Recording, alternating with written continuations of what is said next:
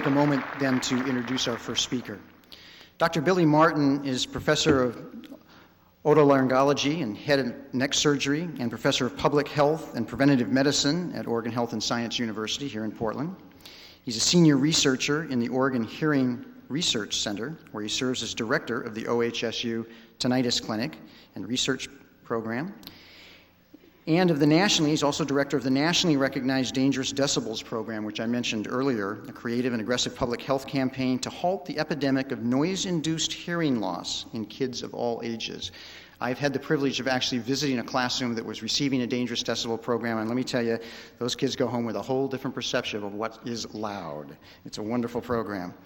Dr. Martin has twice been awarded the Dr. Frank Cole Lectureship on Otology at the Technion in Haifa, Israel, and received the OHSU Distinguished Science Educator Award in 2003. He's active in 8 professional societies, a fellow of the American Academy of Audiology, the American Society for Neurophysiological Monitoring, and served as a scientific advisor to the American Tinnitus Association for 13 years. He's currently principal investigator or co-PI on 5 grant-funded projects and has produced over 300 scientific papers and presentations in the fields of neuroscience, hearing, computational physics, and public health. There's diversity for you. His bachelor's degree comes from the University of California, Irvine, with honors in research. He then worked his way up the West Coast through an intercampus doctoral program at the University of California at Santa Barbara, where he studied audiology, linguistics, and electrical engineering, and then the University of California, San Francisco, where he studied medicine, auditory neuroscience, and computational physics. His postdoctoral fellowship was in neurophysiology in the behavioral biology department at the Technion in Israel. He joined OHSU in 1997. In addition to all that, Billy's brought lots of toys for you tonight to add to his presentation, but he's also an avid surfer, snowboarder, and water polo player, coaching the Lincoln High School water polo teams during the last 4 years. A round of applause for Dr. Billy Martin.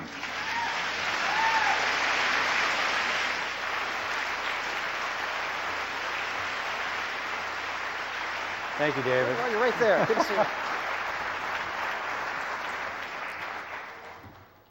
To make sure all my toys are in place. Thank you, David. It's great to be here to talk about something I really enjoy, and that's the brain. And to start with, I'm going to talk about sound and how sound gets to the brain.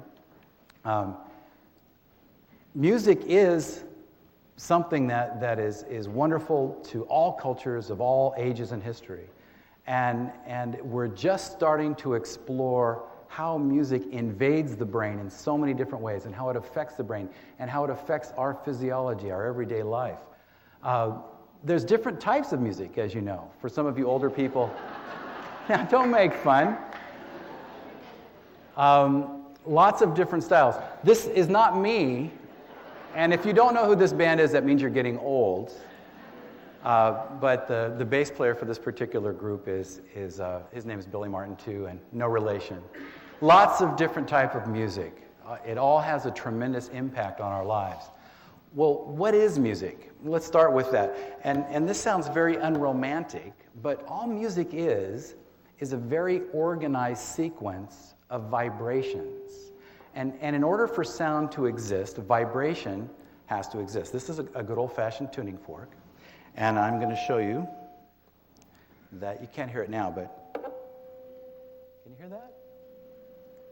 Do we have any perfect pitch people who know what note that is? Heard some guesses. It's a C. Vibration travels through the air and creates sound waves. And we measure the rate of vibration, and we call that frequency. And that's perceived as the pitch of the sound. We measure the force in that wave, and we call that the intensity, and it's perceived as the loudness of the sound. And all types of instruments produce these different frequencies and different intensities of sound. And those sound waves come to us and create all kinds of emotions and feelings within us. Sound can be very, very loud. We measure the physical intensity of sound in something called decibels. To give you a reference point, 0 decibels is the very, very, very softest sound that you can hear. And as we go up, you can see the piano practice is around 60 to 70 decibels. That's about the same as normal speaking voice. And as we go up, an oboe can put out 94 decibels, and clarinet's even louder. A flute can put out up to 111 decibels. That's quite a lot. A symphonic music peak, the crescendo, can reach up to 137 decibels. And if any of you have been to a rock concert lately, it can almost reach the threshold of pain at 150 decibels. So sound energy is produced in all forms of music. How do we hear? What happens to these vibrations? Well, they travel up the ear canal, and they run into something that's not normally green, but in this picture it is, called the eardrum. If it's green, you need to come and see us for other reasons. Called the eardrum. The eardrum captures those vibrations, and the eardrum only has to move a third of the diameter of a hydrogen atom for you to be able to perceive sound. That's not very much. Those vibrations are then transferred to the three smallest bones in the body, called the ossicles, and that pressure is transferred into this snail-shaped structure called the cochlea.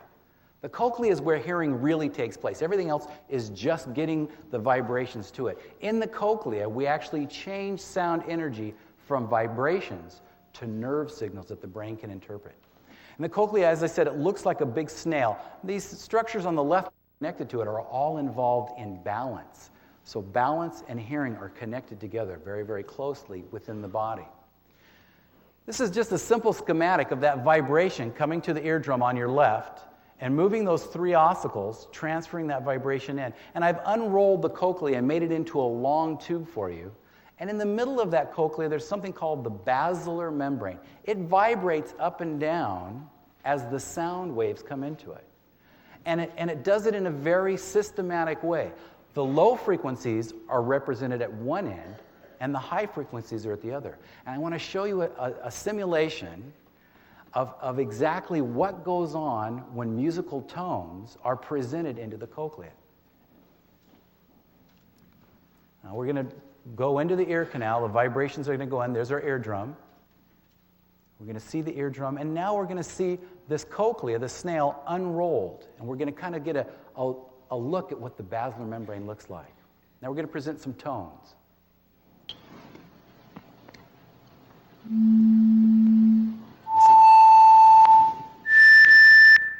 Now a chord, and now something complex.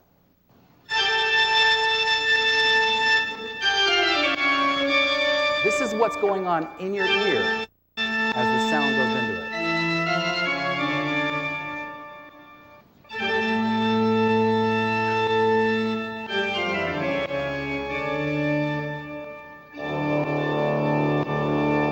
The lower frequencies at this end, the higher frequencies at this end.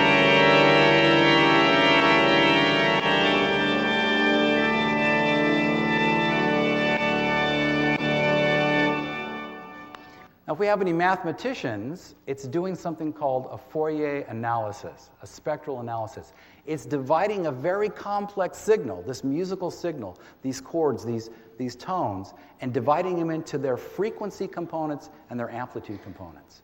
Once they do that, they need to be transferred to the brain. This is another picture of how that wave actually travels up the cochlea. This is from an 8,000 hertz pure tone, and it's a mathematical model. This is what's really happening on the basilar membrane as it goes.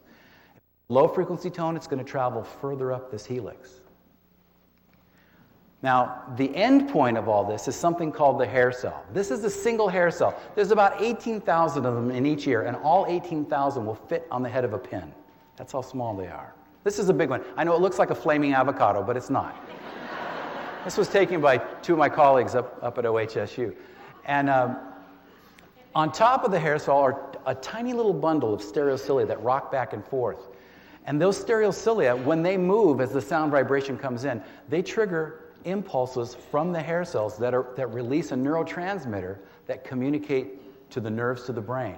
This is an actual electron micrograph of the tops of the hair cells. There's 3 rows on the outer and 1 row on the inner, and the hair cells are underneath. This is a structure inside the cochlea.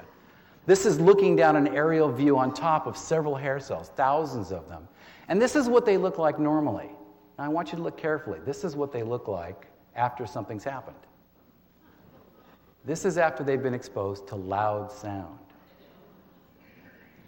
Once a hair cell dies, it never grows back. You'll not only get a hearing loss, but sometimes you'll get something called tinnitus, which is ringing in the ears, and that can be very disabling. Well, how long can you listen to these sounds? At 85 decibels, you can listen to about 8 hours worth of sound before you start causing just the initial stages of damage. If you get up to 111 decibels, you only have 4 minutes. At 130 decibels and above, it's instantaneous. You don't wipe them all out at once.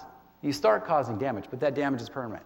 So as avid listeners of music, and I think a lot of you are here because of your love for music, protect your ears. Take good care of them. Once it leaves the hair cell, it travels up the brain. And it goes up pathways that cross on both sides of the brains, and it goes to an area called the auditory cortex. And I need a volunteer. I'm gonna borrow you. And this is? Lauren. This is Lauren. Hi, Lauren. I need you to roll up your sleeve. Lauren, do you know anything about neuroscience? Not really. Not really good. We have something in common. That's good. Okay. Lauren's arm, oh, she's got a bracelet. This is going to be interesting. Lauren's arm is we're going to teach you neuroanatomy. This is the quick version. Arnold, be like, yeah, Arnold Schwarzenegger. This is the spinal cord, okay? Her hand is something called the brainstem. That's just inside the skull. This is the high rent district. If your brainstem's out, you are dead. Take care of your brainstem. And up above, keep it in the fist. That's good. You're doing great. Okay, and I'm going to do something very strange. Do you mind if I put tape on you?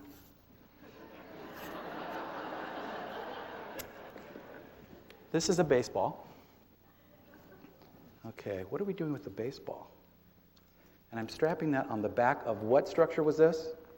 Brainstem, very good. This is called the cerebellum. And it sits on the back of the brainstem, and it controls smooth motor coordination and balance, and all these very, very important things for producing music are done here. And on top of that is the cortex. This is the part of the brain. There you go. Hold that still, right? Can you hold that for me? Good. Lauren's doing a great job. This is the part where we think and reason and we feel emotions and all those other things. So now you're all neuroanatomists. Please give Lauren a hand. A hand, literally. Thank you very much.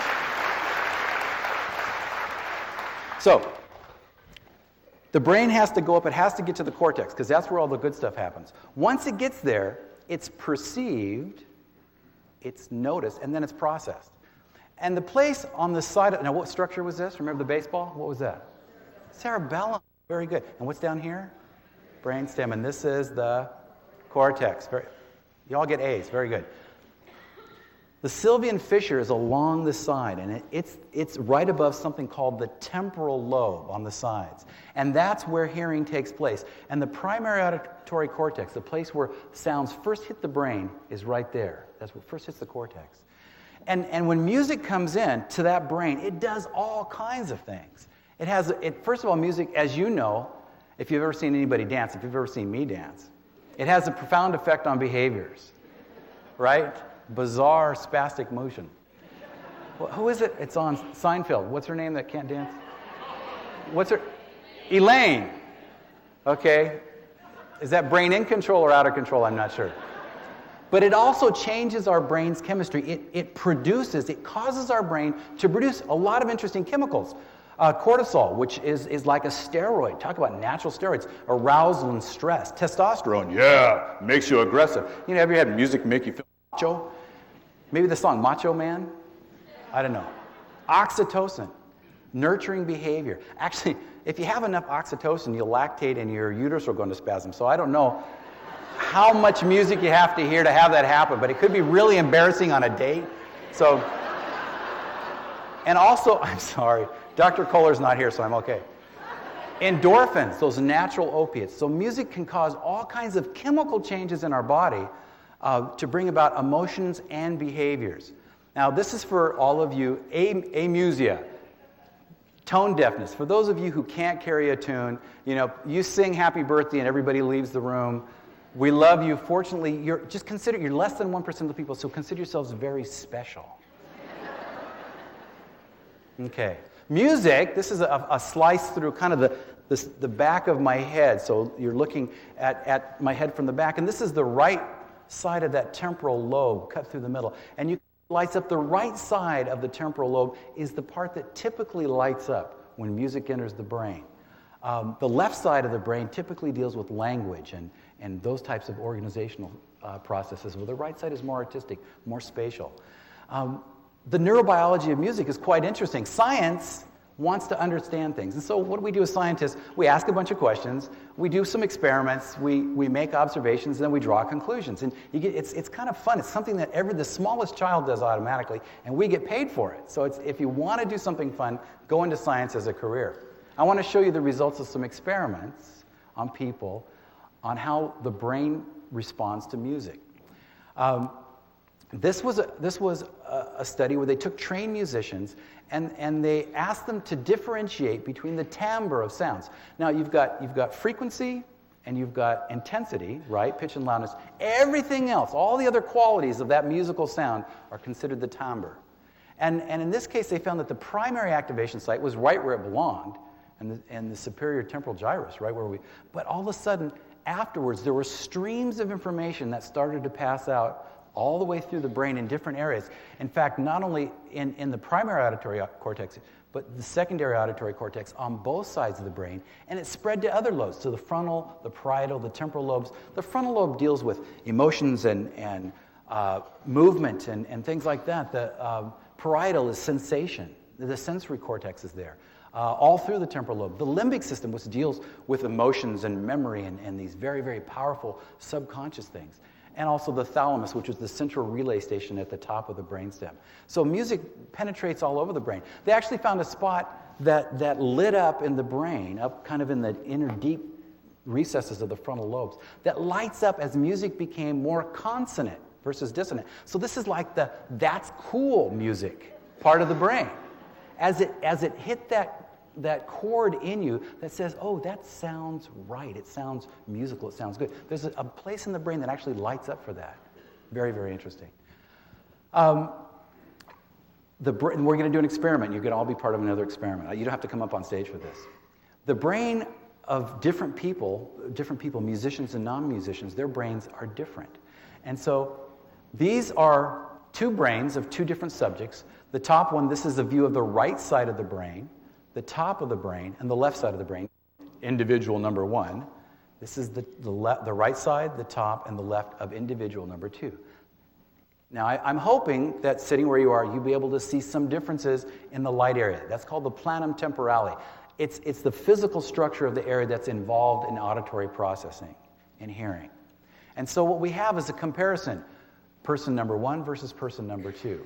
One of these people has perfect pitch, and the other one doesn't. Which one do you think has the perfect pitch, based on what you can see here? And I can't see you very well, but I'm going to ask you to put up your hand. How many people think person number one has perfect pitch? Any hands up? We have 1, 2, 3. Okay, I'll count you all afterwards. How about people think number two? Number two. Okay, and we have most people have no idea. I don't either. Let's see. Oh, the top person has perfect pitch. Okay? And you see how large this portion of the left temporal lobe is? It's much more extended.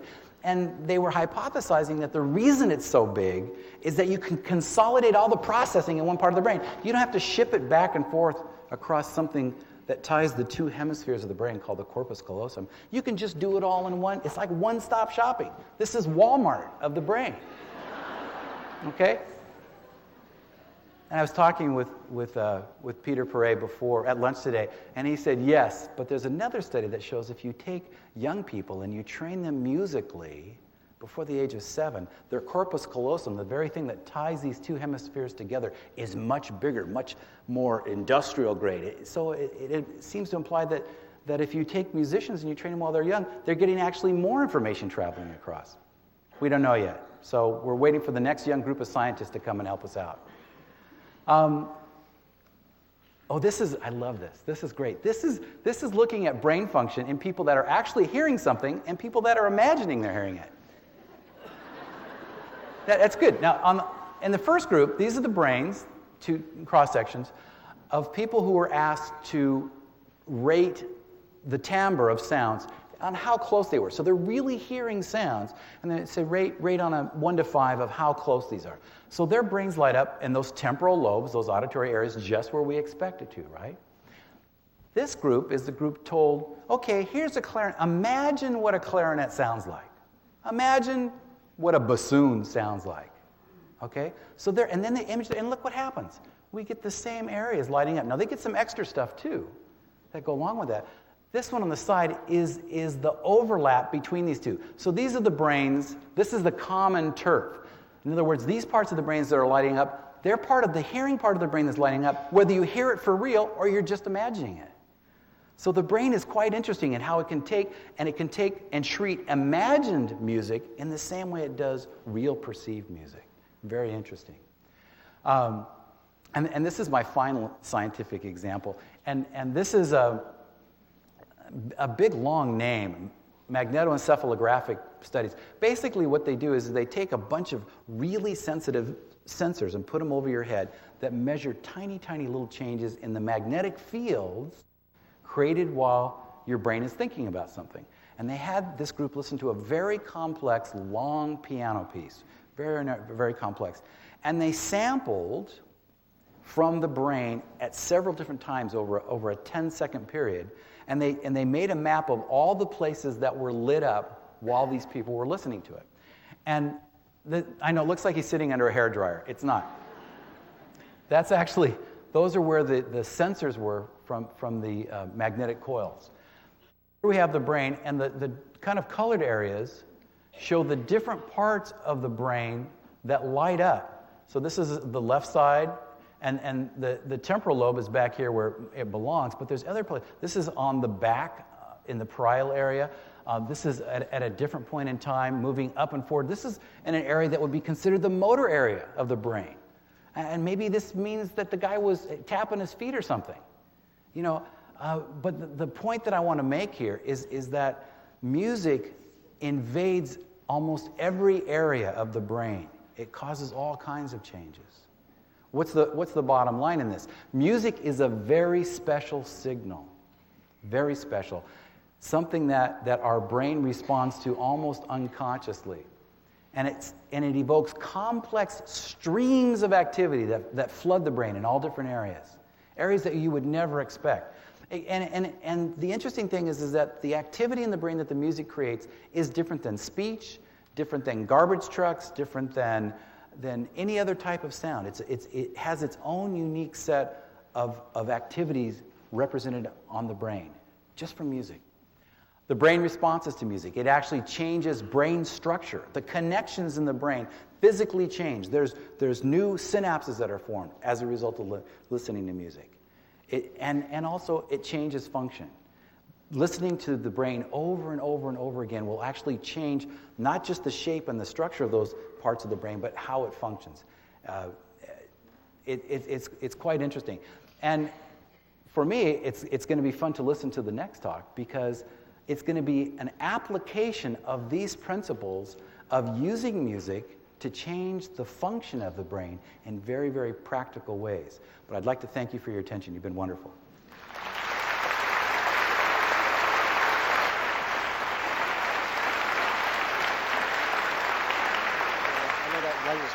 Am I on time? Yeah, just fine. Good.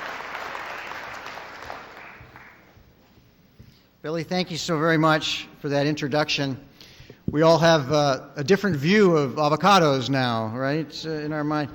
And we're a little fearful of flute solos in the symphony, I'm afraid. Anything beyond 4 minutes, I don't know. Got to start worrying about that. Billy will be back, obviously, for the Q&A, so if you've got specific questions about hearing and the neuroscience of music, then we can cover them at that time. I want to quickly move on and introduce our next speaker, our featured speaker this evening, Maestro Peter Perret. He's currently the music director and conductor of the Winston-Salem Symphony in North Carolina and co-author of the book that I pointed out to you earlier, A Well-Tempered Mind. He began his musical career as a choir director at the age of 14. When the rest of us were listening to the rock and roll music, he was already perfecting his future career. He founded the Young Chamber Orchestra of Brussels while a conducting student in Europe. He's a specialist in ballet and opera conducting, winning both national and international acclaim in that category. From 1973 through 74, he was the principal guest conductor of the Cape Town Symphony Orchestra in South Africa. 1975 to 78, he was the Exxon Arts Endowment Conductor for the Buffalo Philharmonic in Buffalo, New York. And in 1978, he joined the Winston-Salem Symphony. Along the way, he's engaged in a variety of, I think, character building as well as character distinguishing activities. He served as chief producer of the music division of the Swiss Broadcast Corporation, created an innovative course for Wake Forest University Medical Center titled The Neuropsychology of Music. He frequently serves as an expert panelist and presenter on the connections between music and the brain. He was a founding member of a number of groundbreaking programs, actually, using music to increase student performances in reading, mathematics, and science. So he's applying what he knows about music and science in a variety of good works. He's fluent in English, French, Spanish, Italian, and German. But perhaps most importantly, he's fluent in a different language, which all of us in this Brain Awareness series have grown to appreciate greatly, and that's the language of translation and integration. Between science and the arts, between youth and age, the passion to learn, and our sort of innate desire to better understand the world around us, in particular, in Maestro Peter Perey's case, understanding the world around us through music. Ladies and gentlemen, welcome Maestro Peter Perey.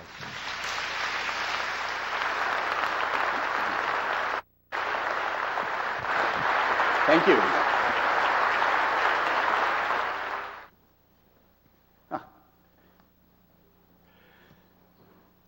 Nobody that I know, no musician that I have ever met, became a musician because of anything to do with the brain.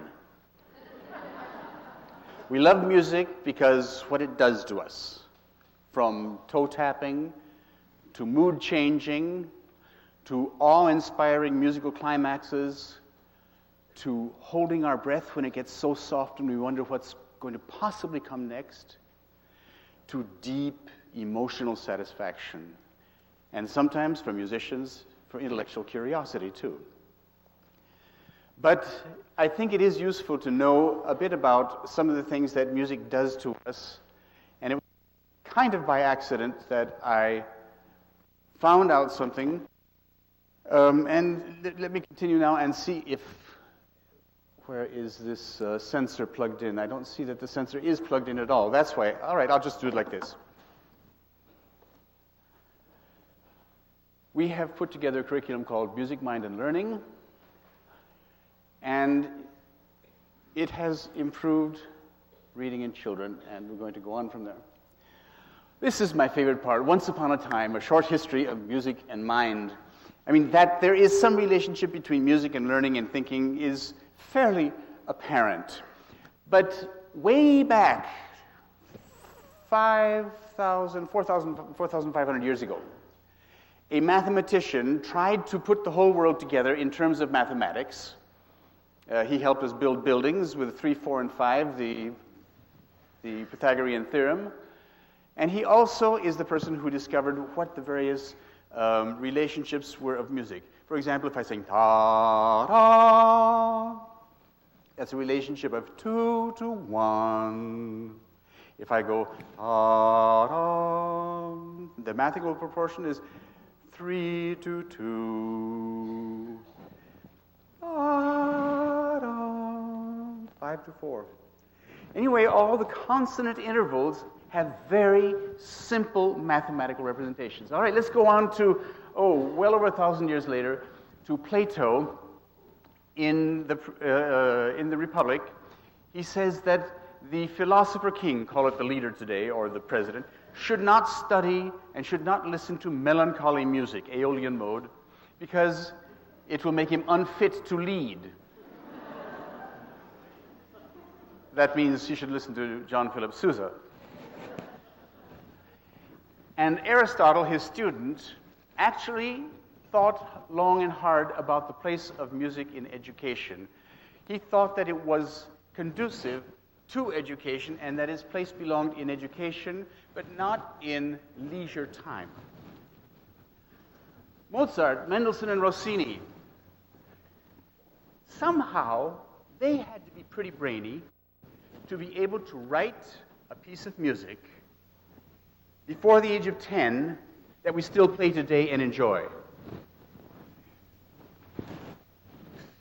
child geniuses often gravitate to the fields of chess, math, and music.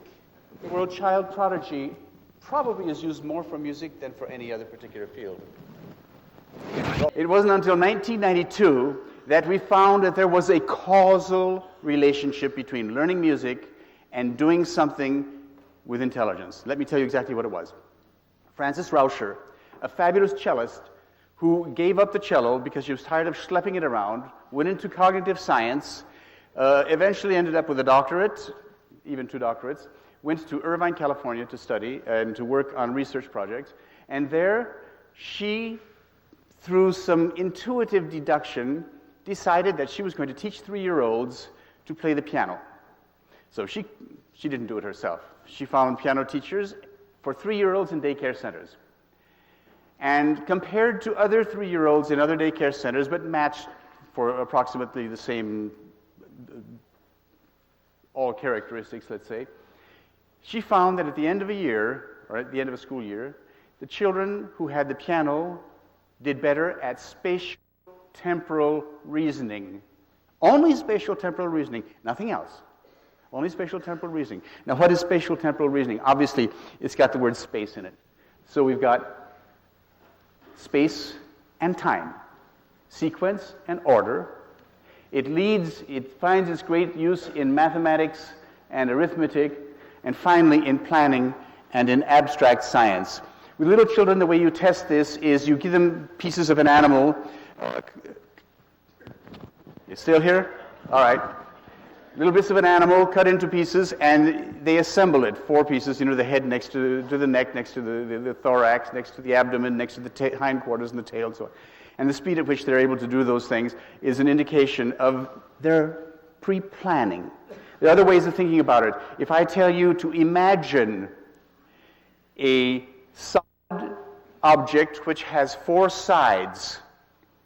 Okay, think of a solid object that has 4 sides. So you're going to tell me, okay, it's a pyramid, right? A 3-sided pyramid. Okay, you got it. Good. Now, you're going to hang it by one of the points. Let's make it equilateral. Hang it by one of the points. You're going to shine a light at it and rotate it slowly. What is the shadow going to look like? You can do it. You can figure it out. And you can kind of work it out. That's the kind of thinking you're doing there is what we call spatial-temporal reasoning.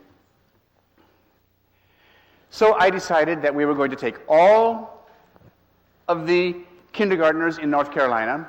We were going to give them piano lessons. So we would have a well-educated workforce, well-educated in abstract reasoning when they got out of school. We'd have full employment for piano teachers. And, yeah, I hear a piano teacher back there. And I wouldn't have any problem getting young people into the concert hall, which is always kind of a challenge. Well, be reasonable. That's not going to happen. At least not in North Carolina. It might happen in Portland. So I wrote a grant request to the North Carolina Arts Council, Arts and Education, asking for the maximum that they would give us, and asking it for 3 years, which was the longest they would give us. They awarded $10,000 for 3 years, and we went to a school that was particularly disadvantaged in our system. It was an at-risk school. 72% of the students had free and assisted lunches. The composite IQ, that's the composite of 2nd and 5th grades, they don't test that anymore, but they used to at that time. Lots of orphans and single-parent families. So we had a residency with a woodwind quintet, 5 musicians, and you're going to see a woodwind quintet in just a few minutes. We were not allowed to make this into a scientific study. We had to teach every student. We couldn't have a control group. We couldn't test before and afterwards. So we devised 2 half-hour visits per week for 12 weeks the first year, and we taught only the first graders. And you're going to see how devious musicians can be sometimes. The second year we taught first and second grades, but we didn't have as much. We had the same amount of money, so we had to kind of telescope the number of lessons. And the third year we taught first, second, and third grades.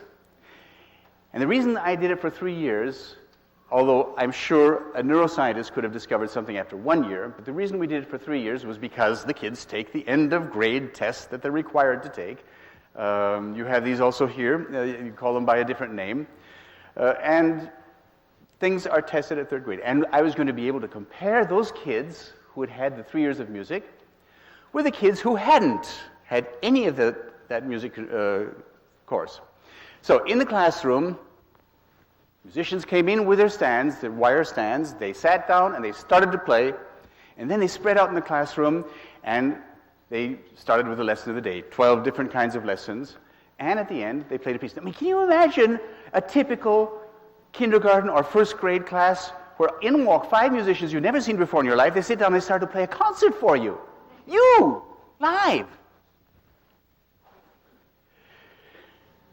So, in 1996, that was the last year that we had no residency in the school, 38.1% of the children scored at grade level or above, and 36% of the children scored at grade level or above in reading. And after, what did I do there?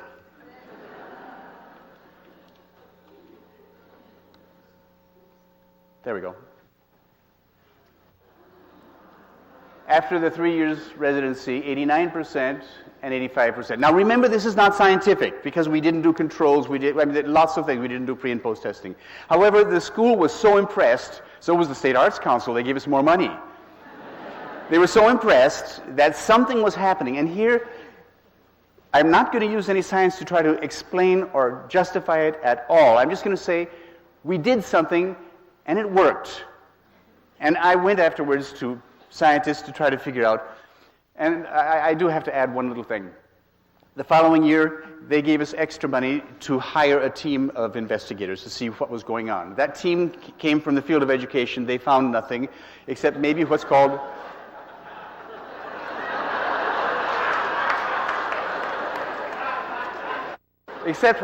perhaps the Hawthorne effect. The Hawthorne effect is a little bit like the placebo effect. It means anything you try is going to do something. Just the fact that you go there is going to do something. So, and it's possible. Fair enough. It wasn't until I started talking to neuropsychologists and neuroscientists who were in the field of child learning and how the brain functions when they are learning things, or when learning is disabled or disadvantaged, that we started really getting answers. But what I was going to tell you is, the following year, even with that extra money for study, musicians needed to be paid more. So I skimped, and I only did the 2nd and 3rd graders because they had the music program. Because I was thinking we're going to run out of money and to give it to 1st graders and then drop it, what a pity. Well, we found more money from the PepsiCo Corporation and from Tyco, believe it or not. And so then we put it for the 1st and 3rd grade the following year. So can you see the deviousness? And the following year, we got money and we put them in the 1st and 2nd grade. So the end of grade testing of those 3rd graders that year had had no music, and they scored 32% lower on the average than the previous year. So I mean, it was kind of like a control. It wasn't scientific. I promise you, it wasn't scientific, but it was an indicator that something relating the music to the test scores was happening. Yeah, we felt sorry for them, so we went to, believe it or not, RJ Tobacco. And they gave us a special amount of money to teach the 4th graders, because they were then 4th graders, call it a remedial course if you like, but with a special emphasis. And that was on writing. And they improved their test scores tremendously. This got exported. Well, as you can imagine, with numbers like that, there was a lot of publicity. And it did get exported to Tucson, Arizona, Tucson Unified School District. And we went there to train them. I brought the quintet all the way out there, and it's wonderful. And here are some of the results after 2 years. What you can see there, this is reading. The dark blue is the musical treatment, or actually it's opening minds to the arts. There's more than music to it, but it is arts. Reading on the left, language, and math. And here I'll do these very fast. On the left, this is the whole chart is reading. On the left is the average. Then it's by ethnicity: white, Hispanic, and other, which is mostly Native American. The Hispanic improvement in all cases seemed to be the greatest, or at least the most impressive. Here's language mean scores by ethnic group. Math mean scores by ethnic group. Why does math improve? Here's a theory that I would like to advance. Until you are doing proportional mathematics, fractions, and so on and so forth, everything that you do is arithmetic. Addition, subtraction, multiplication, and division. And those are verbal tasks in my mind. 6 times 7 is never 43 because 43 isn't part of that epic poem called Multiplication Table.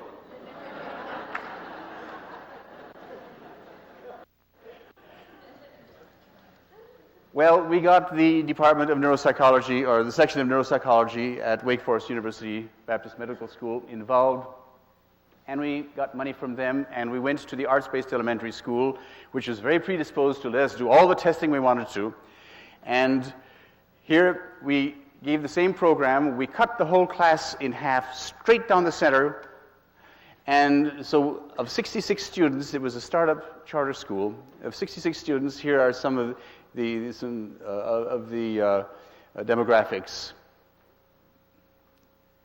The ethnicity turns out about equal numbers of Caucasian and non-Caucasian. Special ADHD, you know what that is. ESL, that's English for a second language. Learning disabled and free and reduced lunch, all various kinds of handicaps in the minds of most educators. Research design, we cut the K through 3 in half. Half received the music, the other half received chess instruction because we wanted something to happen for them so that we could kind of rule out some of the Hawthorne effect.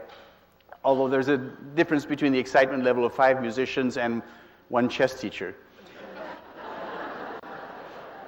And then we did pre and post testing, or the medical school did pre and post testing. The predictive assessment of reading is a very accurate device, very simple, very elegant, that Wake Forest University has devised, and Woodcock Johnson and audiovisual integration.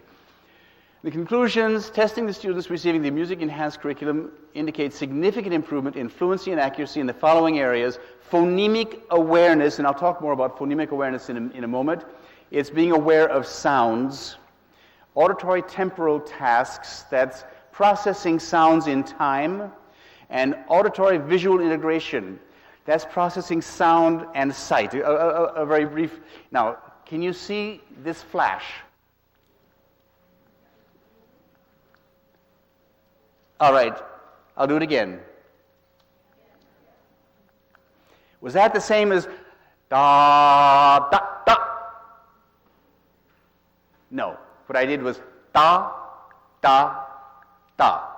So the computer screen, and they had to match the length, the duration, and intensity of visual things with the length and duration and so on of auditory things. That's what that test was about. No significant difference by grade. In other words, it worked equally well at all the grades that were tested. Last summer, and this is even after the book that Janet Fox and I wrote, last summer we did a 2-week music, mind, and reading camp. We had 44 students, K through 4. Only one of them was a 4th grader, and we divided them into 4 groups by age and by reading level. 5 hours a day, 2 weeks in June. We pre- and post-tested them with the predictive assessment of reading, and we had teacher training for Orton-Gillingham method of reading instruction. The daily curriculum: 3 half-hour reading lessons, 2 half-hour music lessons,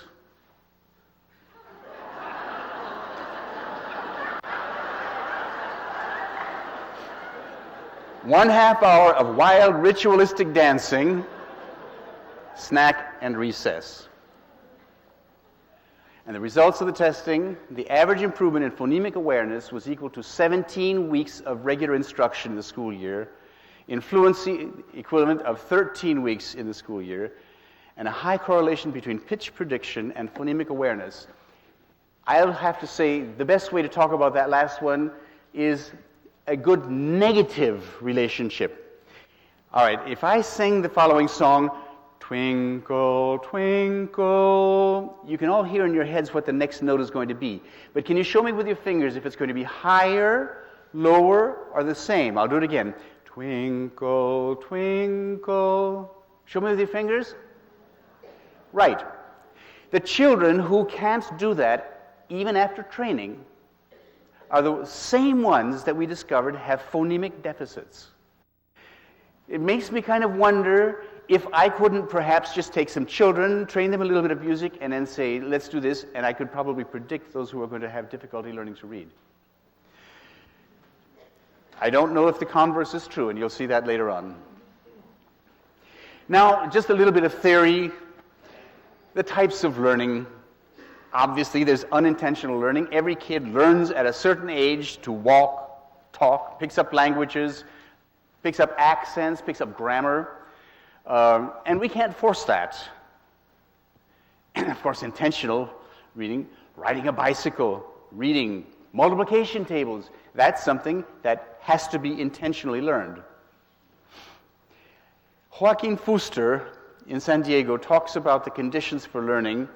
Contiguity, that's kind of like things that relate to each other, stepwise learning or sequential learning, building on what we already know.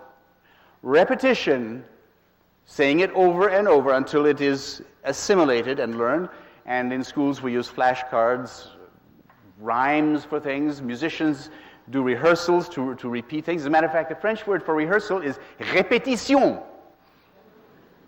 And dress rehearsal in French is répétition générale. And emotional load, and this was one I hadn't thought about, and it strikes me as being really quite important. Reward or motivation. You pick up something and you put it in your mouth and you spit it out. You're never going to take that again. Well, you've had such a negative emotional feeling about that you have learned to keep that at a distance, and it's an avoidance behavior. Or the first time a little baby takes a spoonful of sugar, oh yeah, and he learns to crave. And from what I could understand, a simplified neurological explanation for this kind of thing, contiguity implies, in neurological terms, cells which fire together, wired together. The neurons have to be in contact. They have to be near each other. They can't be totally unrelated.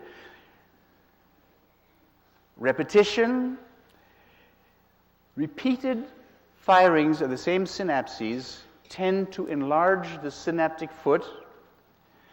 And if it's not used, the converse is true, the synapse tends to deteriorate and eventually can be wiped out entirely. So use it or lose it. And the question of emotional load here is very interesting, because when I talk about emotions, I'm not talking about just the three primitive emotions of fear, anger, and love, but I'm talking about all the moods that convey feelings of comfort, pleasure, displeasure, discomfort, and so on and so forth. And many of these are neuromodulators or neurohormones which act on large populations of cells, not singly as a single synaptic release or synaptic transmission. So I think it gives us new ideas about kind of how we think about learning if we realize that there has to be some kind of an emotion in it. Now, the elements of reading, phonemic awareness and decoding. Let me talk about that one for a couple of seconds because it's not immediately obvious, and it's perhaps a very specialized kind of language. A phoneme is the shortest part of a spoken language. For example, in the word cat, there are three phonemes. K, a, t. And you blend them together to go cat. There are 46 phonemes in American English. There are over 200 phonemes in Xhosa, spoken in the Kalahari. Each language has a different number of phonemes, and they are pretty much specialized. They are kind of like timbre that we heard about earlier. They're kind of specialized for each language. That's why a little child will pick up these phonemes of a foreign language easily and will speak a foreign language without any accent. Somebody my age, hopeless. Fluency, we understand.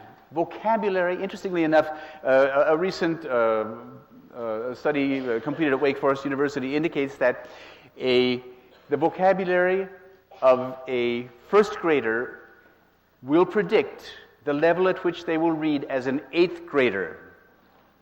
Can you imagine? That means, that implies that an impoverished background, a child from an impoverished background who has a very small vocabulary, will probably be a bad reader. And you can see now why the National Institutes of Health are so involved in reading, is because reading is a predictor of health as an adult and of the ability to earn enough to subside. Vocabulary and comprehension. Now we get the elements of music. This is where I feel better. Pitch. There are high pitches and low pitches. Articulation and rhythm. Articulation is kind of the duration. If I go ta, ta, ta, ta, those are kind of long. I can go tut, tut, tut, tut. Those are kind of short. They're a little bit faster. And if it goes ta, ta, ta, ta, ta, ta, ta, that becomes something like rhythm. And of course I can be very loud. And with a microphone I can whisper to you. Speed and expression. And expression is so hard to determine. Musicians, we ponder over it all the time.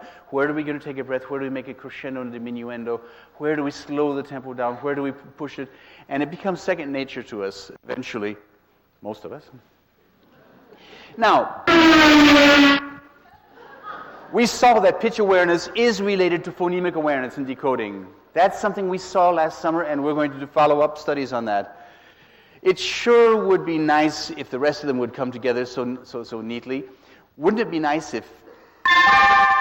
No. We don't. We have not found a correlation between tempo, rhythm, and fluency. But it seems logical. It seems that it must be there. There are some studies which imply that people with difficulty in reading, profound dyslexic, can't handle rhythmic gaps as well as people who learn to read easily. More studies coming along there. And I sure wish we could relate expression to comprehension. That's going to be one, because expression is the most difficult thing for a musician to define himself.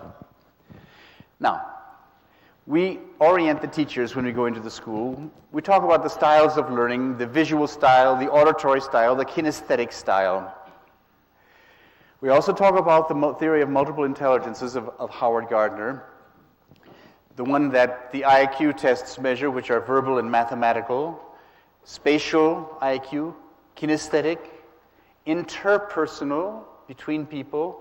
Oh, I've got a 10-year-old who makes friends with everybody, even the grouch. Intrapersonal, being at ease with yourself, musical and environmental.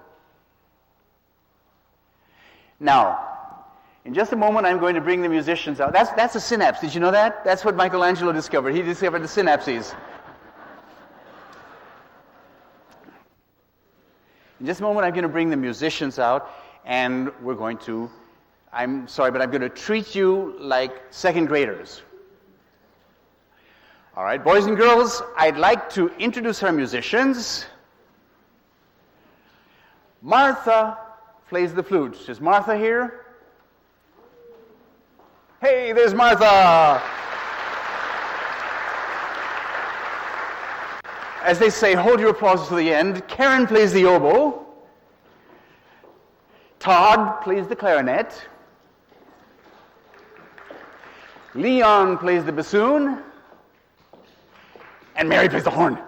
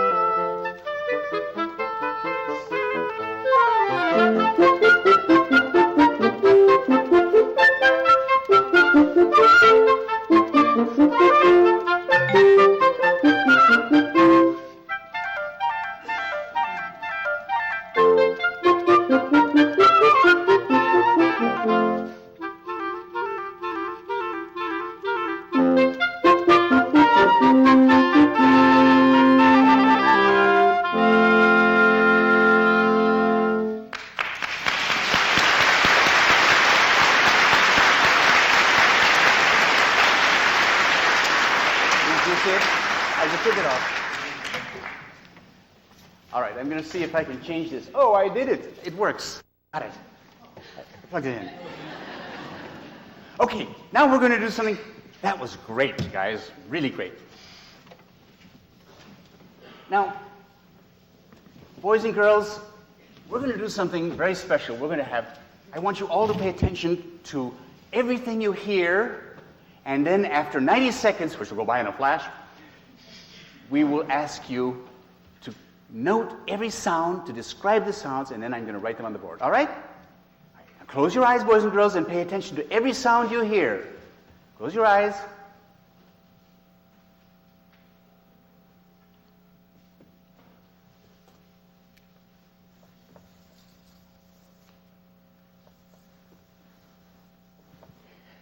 That was the shortest 90 seconds you've ever heard. Now, who would like to raise their hand and tell me, what did you hear? My pew squeaked. Your pew. All right. Let's write the word squeaky.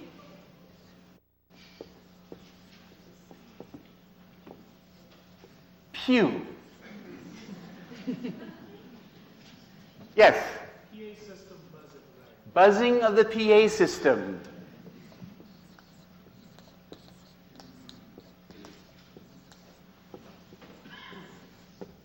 All right, somebody over here, because you probably heard something still different. Stomach.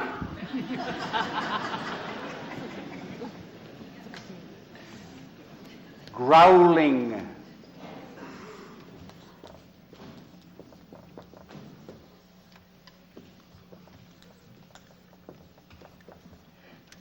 You can imagine in a public school, you hear a lot. Yes? Someone in the third row, the fourth one back, coughing. All right, what kind of a sound does coughing make? Yeah, you can tell me, but can we describe a cough? Well, let's just call it a cough. All right.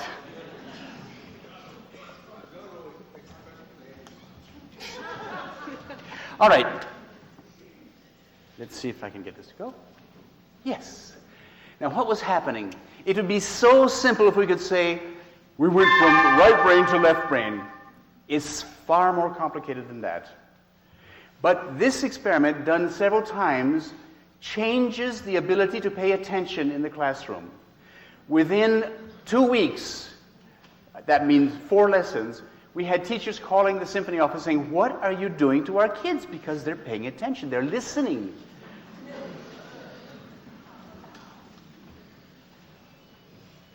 Let's see if I can. All right, now, does anybody know any musical opposites? High, low. We're going to go through this fast because I don't want to keep you here all night. Long, short. Smooth. Oh, let's stop at this one. It'll keep on, but we'll go for that one. All right, smooth. Can you say legato?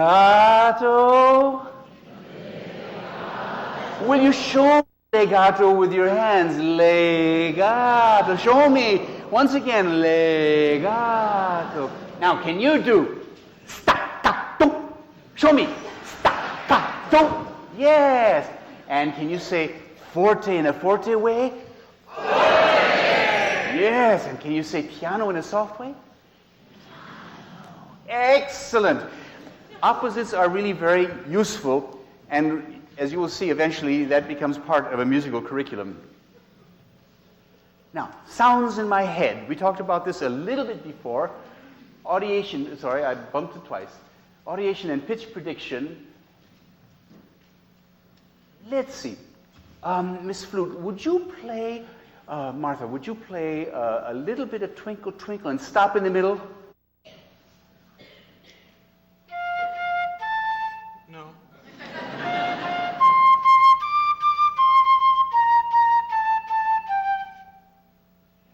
next note. The same, good for you. All right, and we do this, we train the kids to do this so that they can tell the difference between high pitches and low pitches. Pitch discrimination. We just did that. Now we're going to do young composers. Who would like to be a composer? Well, let me go over here and give you a hint first what we're going to do. And then I'm going to ask somebody to come over and be a composer.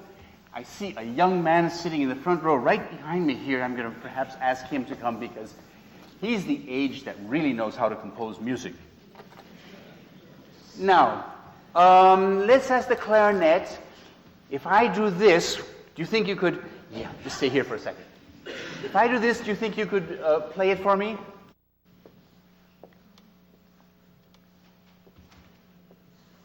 Can you all see this in the audience?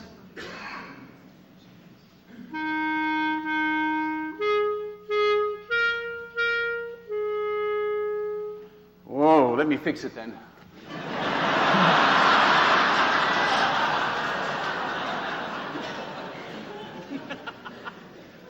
Try that one.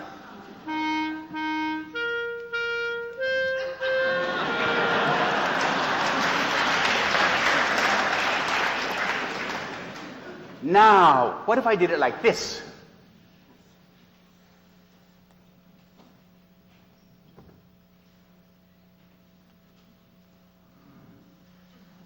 How would that sound? Ooh.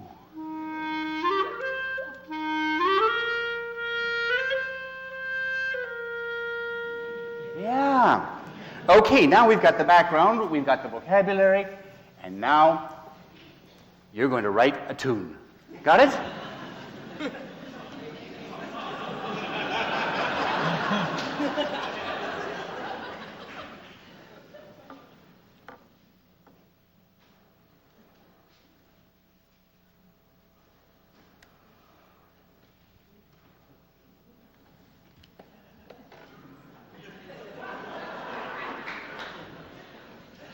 Okay, it's not very easy for you to see from a distance there, but now you get to choose the instrument. Oboe. This is the oboe, like the elbow. Just a minute. Now, do you want it forte or piano, loud or soft? Loud. So we write F here. And do you want it fast or slow? Fast. Oh. This is a trial by fire for the musicians having not done this before with me. Go ahead. Hey, how was that? Take a bow. Bow to the audience. Excellent.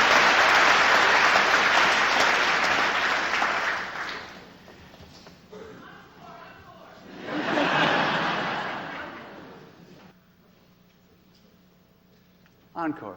Let's compose a trio. I'll need 3 people to come up. Come. Who else wants to compose a trio? You're the tallest, and you can do the top line. And make. Go ahead and use the full board, but not small things. Make it kind of big so the audience can see well. There you go. And let's see.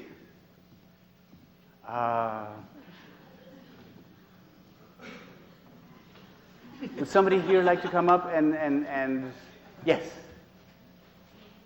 Yeah, come on up.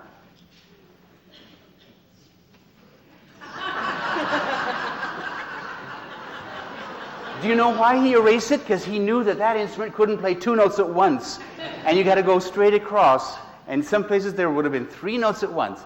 Yeah. Why don't you grab? As soon as he's done, you grab the green or the red, and kind of a little bit below it, you do again.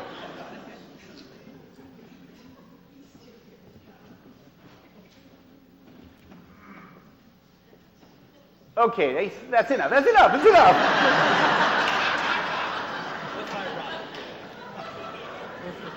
Stay up here because you're going to have to judge whether it was well done. Go ahead. Yes, come. Make it, that's not showing up very well. Can you turn it on its side so that it shows up real dark? Oh, you know, take the black one. Take the black one. It doesn't matter. We'll understand that there are 3 different lines. With kids at work, colors, of course, make it always more interesting.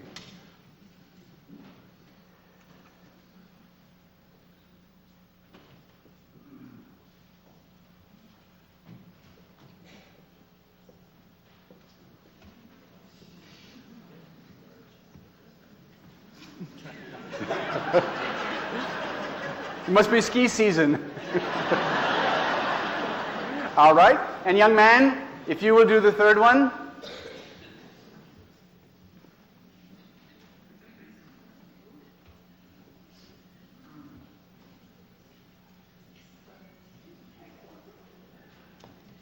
And now the $64,000 question. Composer number 1, what instrument do you choose? Definitely the best one, the oboe. What? The oboe. The oboe. And I'm going to write oboe up here. Loud or soft? Let's go with the mezzo piano. Mezzo piano. This man is, we have a musically sophisticated.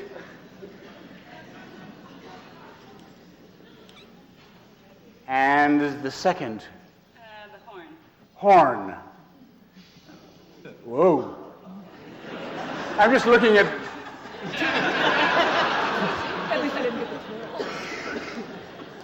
You see that? As professional composers, we say that looks like a clarinet lick or a harp lick.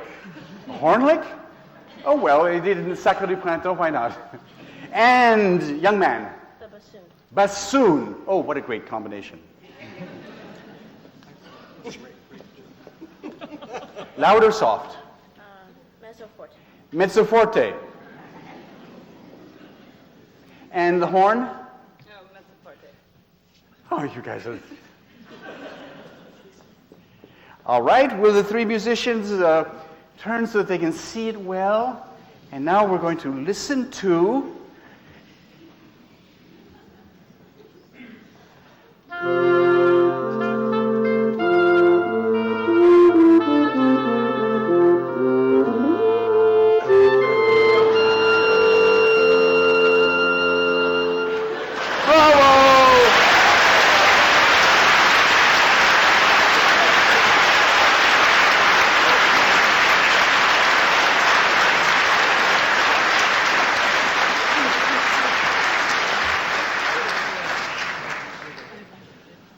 All right, thank you very much, musicians. Bravo. They're not done.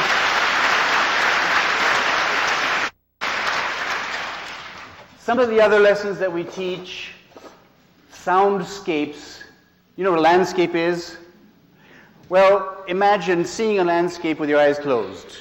All the various kinds of things. So sometimes we try to describe something, we create a scene and try to apply a musical instrument to it.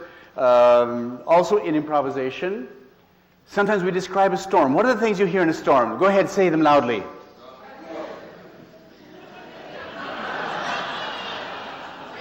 Rain. Thunder. I don't hear lightning. You get the idea. And so generally the kids have so much imagination. They hear the dogs barking, they hear the windows creaking, depending upon where they hear the waves. When we did it in Shreveport, Louisiana, they heard the cypress trees cracking. Then we asked them to name instruments. Or, everybody here, you have to make thunder some way. Everybody here, you have to make rain some way. Everybody here, you have to make wind some way. Everybody here, I want to hear the dogs barking, and I want to hear the emergency vehicles coming out. And hear the children crying, all right? No, wait.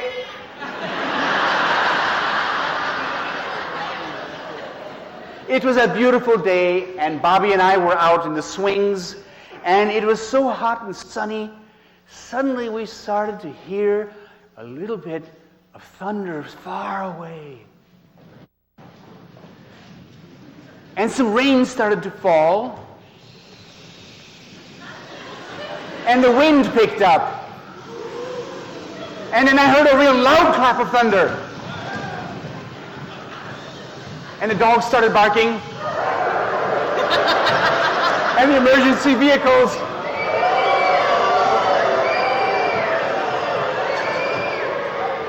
And the children started crying. And then the weather, it was a quick thunderstorm and the weather was gone.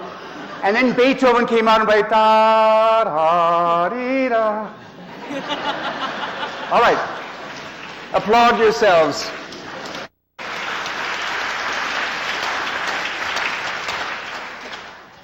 One of the other things we do is story setting. You know what a sitcom is. If you take a two-person sitcom, it's a sonata form. You got character 1, character 2, conflict, climax, and you still got character 1, character 2, but they're friendly again. So you need the characters in a setting, the action, the climax, and the end. Things that can be learned from a rehearsal. If you have to practice it to acquire it. You have to play it over many times to acquire the skill. Basketball players know this. We all know it. We learn visual cues, constructive criticism. What would a quintet or a string quartet be if people couldn't speak to each other? I know some exist. And a rehearsal models teamwork. Now, where do I go from here? My next job is to replicate the arts-based elementary school study and the music, mind, and reading camp, but with more intensive tropes, eliminating things that may be spurious or that may be causing effects despite it. Then I've got, for 10 years we've been doing this, and that means I have to travel a lot and go someplace and train musicians. I mean, they've got lots of ideas anyway, but prepare it and do it. But what I'd like to do is be able to mail them a packet with a teacher's guide to music, mind, and learning, and musicians, a musician's guide to the classroom, the etiquette, the how to handle problems with discipline, so on and so forth, and a musician's source book of music. Musicians are capable of choosing music themselves if they know exactly what they're going on. But sometimes things happen at the last moment, and it's handy to have, well, supposing you don't have a wind quintet and you've got a saxophone trio that day. Well, it has to be transposed into the right keys, and there have to be cues everywhere, cross-cued, and so on and so forth. And then, of course, all those things have to be field tested. Here's some subjects for further research.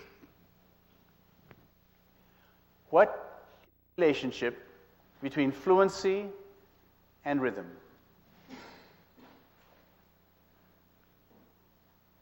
If we improve, put it this way, if we continue with the music training, do we improve phonemic awareness? We know that the deficits are related. But if we fix one, do we fix the other? Now, we've always done this with live musicians. And somehow it feels intuitively correct that the live music has to be part of it. But can it be done on a CD-ROM or a DVD? Until we've tested that, we can't say that the live musicians are necessarily required. How little can we get away with? In other words, how soon do the effects start to be felt? And this one is an odd one. Does group singing raise blood oxytocin level in adults? I can't figure out why these spebs and these sweet Adelines go out so full of love for each other.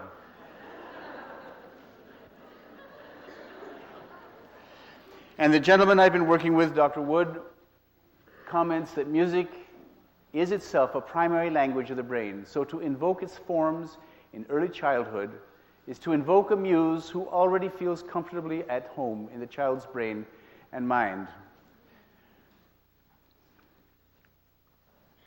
And I hope you'll pay us a visit downstairs and perhaps pick up a copy of this. Thank you very much.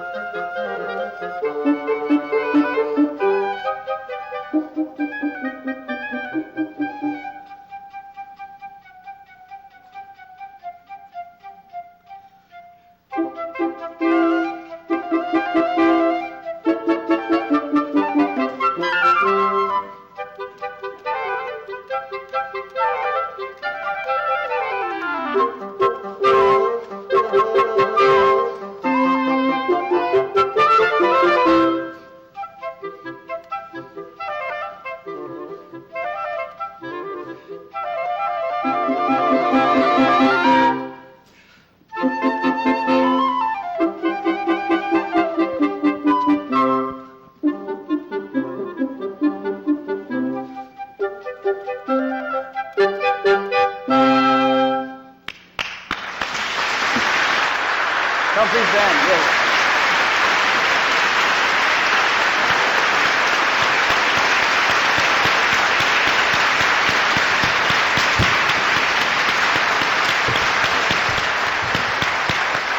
Bravo, bravo.